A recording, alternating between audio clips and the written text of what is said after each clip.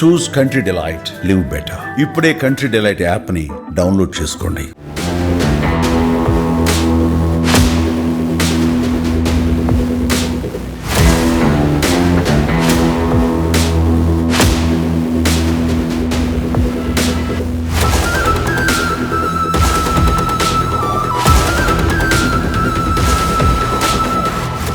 Vijayawada bench circle దగ్గర ఒక ఘోర ప్రమాదం జరిగింది. షార్ట్ సర్క్యూట్ కారణంగా కుటుంబంలో ఉన్న ముగ్గురు వ్యక్తులు దుర్మరణం పాలైన ఘటన జరిగింది. ప్రస్తుతం నేను ఆ బిల్డింగ్ దగ్గర ఉన్నాను. ఇది బెంచ్ సర్కిల్ దగ్గర నారా చంద్రబాబు నాయుడు కాలనీ లోపల రోడ్డు చివరికి వస్తే ఇక్కడ మనకి సాయి టవర్స్ అని ఒక పాత బిల్డింగ్ ఉంది. అయితే ఈ బిల్డింగ్లో ఇవాళ ఉదయం బేసిక్గా 2 రోజుల నుంచి భారీ వర్షాలు పడుతూ ఉండడంతో ఇక్కడంతా కూడా అంటే ఈ ఏరియాలో కరెంటు ఇస్తున్న నేపథ్యంలో ఇక్కడ మనం చూడొచ్చు. ఈ ఫ్యామిలీ ఇక్కడ ఇదే ఇంట్లో ఉంటున్న ఒక ఫ్యామిలీ గ్రౌండ్ ఫ్లోర్లో ఉంటున్న ఒక ఫ్యామిలీకి సంబంధించిన భార్య, భర్త, అలాగే భర్త సొంత చెల్లెలు ముగ్గురు కూడా ఇదే ఇంట్లో ఉంటున్నారు.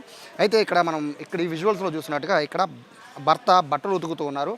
బట్టలు ఉతుకుతున్న నేపథ్యంలో భార్య బట్టలు ఆరేయడానికి ఆవిడ ఇంట్లో లోపలికి వెళ్ళారు. ఇంటికి కార్నర్లో మనకి విజువల్స్లో కనబడుతుంది కదా, ఆ చివర ఒక ఐరన్ తీగ ఉంటుంది. అది వీళ్ళు రెగ్యులర్గా అదే తీగ మీద బట్టలు ఆరేస్తూ ఉంటారు. కానీ ఈరోజు భర్త బట్టలు ఉతుకుతుండగా భార్య బట్టలు చీర ఆరేయడానికి ఆ చివరికి వెళ్ళారు. అయితే ఆ కార్నర్లో ఏదైతే మనకి ఇప్పుడు విజువల్స్ పోలీస్ కనబడుతున్నారో ఆ పైన ఒక చిన్న షార్ట్ సర్క్యూట్కి సంబంధించిన ఒక వైరు ఒకటి బయటికి కనబడుతుంది. అది షార్ట్ సర్క్యూట్ అవుతున్నట్టుగా కూడా కనబడుతుంది. ఎందుకంటే అది పాత వైరింగ్ అంతా కూడా ఓల్డ్ బిల్డింగ్, పాత వైరింగ్ అవ్వడంతో అక్కడ వర్షపు చినుకులు కూడా లోపల నుంచి పడుతూ ఉన్నాయి. సో ఖచ్చితంగా అది షార్ట్ సర్క్యూట్ అయ్యి ఉంటుందని అయితే ప్రస్తుతానికి పోలీసులు భావిస్తున్న నేపథ్యంలో ఆ తీగ నుంచి వచ్చిన విద్యుత్ నేరుగా ఆ కార్నర్లో ఉన్న బట్టలారేస్తున్న తీగకు అంతా కూడా సర్క్యూట్ అయినట్టుగా తెలుస్తోంది. అయితే మొదట భార్య వెళ్ళి చీర ఆరేయడంతో ఆవిడ పెద్దగా కేకలు వేసి పడిపోయింది.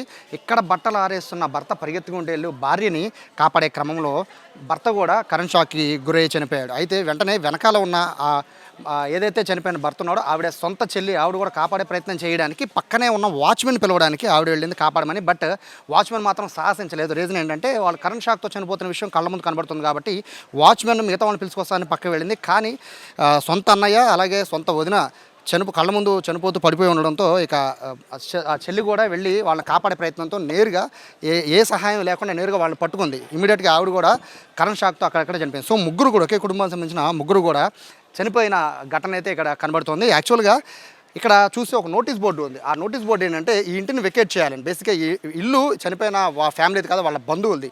అయితే వాళ్ళ బంధువులకి సంబంధించిన అతను ఇల్లు వెకేట్ చేయాలని బ్యాంక్ వాళ్ళు నోటీసులు ఇచ్చారు సివిల్ డిస్ప్యూట్ ఉన్న నేపథ్యంలో. సో వాళ్ళు ఇల్లు ఖాళీ చేసేయబోతున్నారు. 2 రోజుల్లో ఇల్లు ఖాళీ చేసేయబోతున్నారు. లోపల సామాన్లు కూడా సర్దేస్తున్నాయి. 2 రోజుల్లో ఇల్లు ఖాళీ చేసి ఇక్కడికి వెళ్ళిపోతున్న నేపథ్యంలో ఇటువంటి దుర్ఘటన జరగడం పట్ల అయితే మొత్తం స్థానికులంతా కూడా ఇక్కడ బాధపడుతున్నారు. ఎందుకంటే వీళ్ళు ఎన్నో ఏళ్ల బట్టి ఇక్కడ ఉంటున్నారు. కానీ ఈ విధంగా 2 రోజులు ఇల్లు ఖాళీ చేసి వెళ్ళిపోయే ఈ సమయంలో ఇలా విద్యుత్ షాక్తో మొత్తం ఫ్యామిలీ అంతా చనిపోవడం అయితే ఇక్కడ విషాదంగా మారింది. వాస్తవంగా చెప్పాలంటే వాచ్మెన్ కనుక ట్రై చేసి ఉంటుంటే అంటే ఆ అమ్మాయి కొంచెము కర్ర కానీ లేకపోతే మిగతా వాళ్ళని పిలుచుకొస్తాను లేకపోతే కర్ర కానీ సహాయంతో తెస్తాను, మీరు ఇక్కడే ఉండండి అని చెప్పి ఎవరైతే మృతులు చనిపోయారో ఆ వ్యక్తికి సంబంధించిన సొంత చెల్లి ఆవిడకి చెప్పి మరి వాచ్మెన్ బయటకు వెళ్ళింది. కానీ ఈలోపే ఆవిడ పట్టుకోవడంతో మొత్తం ముగ్గురు కూడా స్పాట్లో చనిపోయారు. ప్రస్తుతానికైతే ఏసీపీ, డీసీపీ అలాగే పోలీసు ఉన్నతాధికారులు అందరూ వచ్చి ప్రస్తుతం ఎంక్వైరీ చేస్తూ ఉన్న పరిస్థితి కనబడుతోంది. వర్షాకాలం ఉన్న నేపథ్యంలో ఇటు వైర్లు కానీ ఇంటి ముందు ఉన్న వైర్లు కానీ లేదా కరెంటు తీగలకు కానీ చాలా దూరంగా ఉండాలని చెప్పి ఎప్పటికప్పుడు అప్రమత్తం చెప్తున్నా కూడా అంటే రెగ్యులర్గా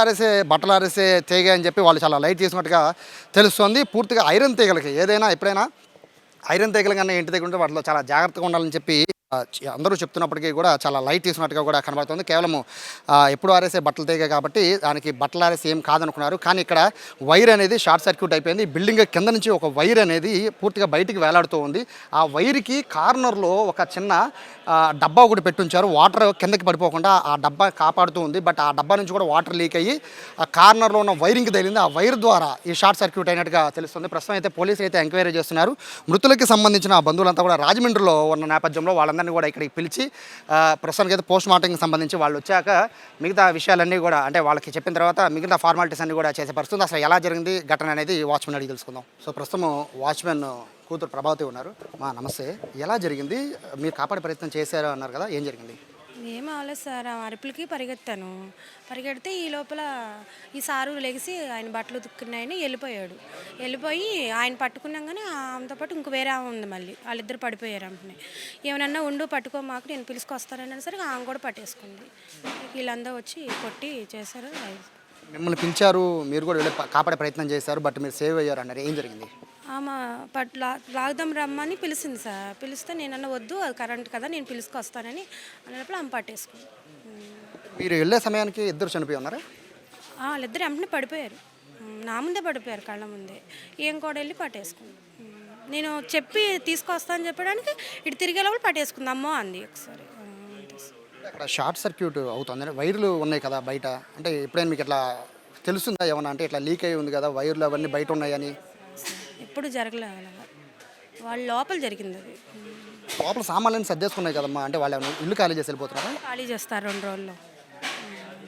2 రోజుల్లో వెళ్ళిపోతారు సార్ అని అంది. పిలిచింది, ఎప్పుడు మాట్లాడేది కాదు. అమ్మ మేము వెళ్ళిపోతున్నాం, సామాను ఏమైనా తీసుకుంటాం అంటే వద్దండి అన్న. నేను కూడా అంతే జరిగింది. ఈ లోపల వీళ్ళంతా వచ్చి చూసారు, ఫోన్ చేశారు అంబులెన్స్కి. ఫస్ట్ భార్య చనిపోయిన తర్వాత భర్త వెళ్ళారా? భర్త వెళ్ళారు, తర్వాత ఆమె వెళ్ళింది. ఇక్కడ నేనైతే పిలుచుకొస్తాక వచ్చేసాను. నేను ఆమెకు చెప్పాను, ఆమె నుంచుంటానే ఉంది, నేను తిరిగి లోపల పట్టేసుకున్నాను.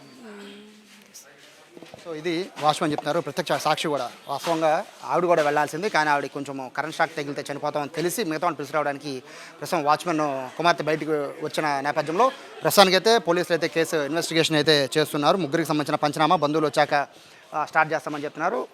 వర్షాకాలంలో, ముఖ్యంగా వర్షాకాలంలో ప్రతి ఒక్కళ్ళు కూడా చాలా జాగ్రత్తగా ఉండాలని ఎంతమంది అప్రమత్తం చేస్తున్నా కూడా ఇటువంటి చిన్న చిన్న మిస్టేక్స్, ఇనప వైర్లే కదా, కరెంట్ తీగలు ఎక్కడో ఉన్నాయి కదా అనుకుంటారు, కానీ ఎక్కడో ఉన్న కరెంట్ తీగ నుంచి వచ్చిన విద్యుత్ లీకేజ్ అనేది ఆ చివర, అంటే వాళ్ళ ఇంటి చివర ఆరేసిన ఇనప తెక్కి షార్ట్ సర్క్యూట్ అయిందంటే అర్థం చేసుకోవచ్చు కరెంట్ పట్ల ఎంత జాగ్రత్తగా ఉండాలో. ఇంట్లో పిల్లలు ఉంటున్న చాలామందికి ఇది ఒకసారి ఆలోచించాలి. కరెంటు వైర్లు, వర్షాకాలంలో కరెంటు వైర్ల పట్ల ఎంత జాగ్రత్తగా ఉండాలో తెలుసుకోవాలి. ప్రస్తుతానికి అయితే ఒకే కుటుంబానికి సంబంధించిన ముగ్గురు చనిపోవడం అయితే తీవ్ర విషాదాన్ని మిగిల్చిందని చెప్పుకోవచ్చు. కెమెరా పర్సన్ కృష్ణతో సాయి, సుమన్ టీవీ, విజయవాడ నుంచి.